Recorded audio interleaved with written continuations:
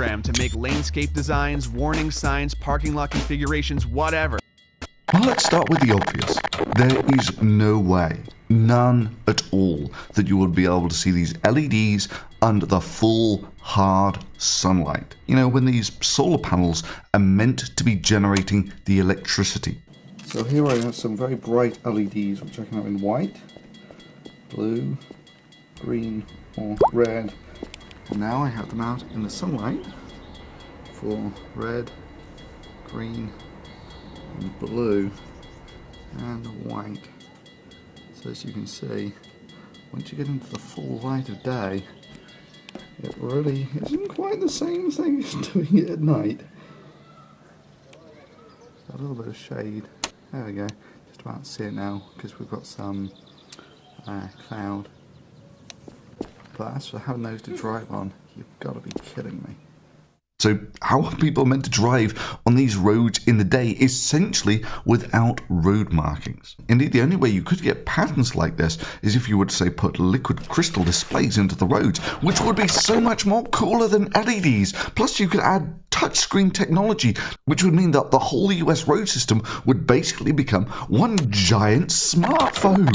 I mean, just think about the apps you could get on a smartphone the size of the United States. I mean, sure, the liquid crystal displays might stop the light from getting to the solar cells, but Solar freaking roadways. What are they? They're solar freaking roadways. But taking a step back to reality for a second, first of all, we only ever see these LEDs close up in the dusk from above. I mean, let's be real. What do you think the visibility of these things will be like when you're looking at them at a very shallow angle in the road in the full daylight? Speaking of which, so what if you can change the patterns? Almost all roads do not need the patterns changed on them like this. And actually putting lights in all of the roads just so you can change them for the very rare occasion when they might be needed is a very inefficient way of doing things. Indeed, like this, hard signs are a much more cost-effective way of doing things than building lights into all areas of the road. Now, sure, there are some urban roads where having some dynamically lit road signs or roadways would be cost effective, like the dynamic traffic control measures they have employed in many cities already. But I have real doubts for if in those roads it would be worth putting solar panels in as well.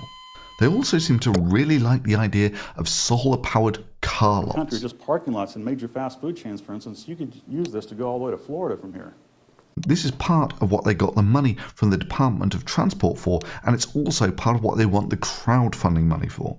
Now, this does have some advantages in that the wear that you get off traffic in car lots is far less. But hey, let's be real here. The renderings that they have of their solar-powered car parks. So now we have all these great ideas, right?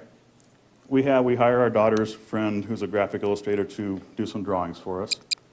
Do some animations. Here's a panel all assembled, the lights being tested. This is an interpretation of what it looked like.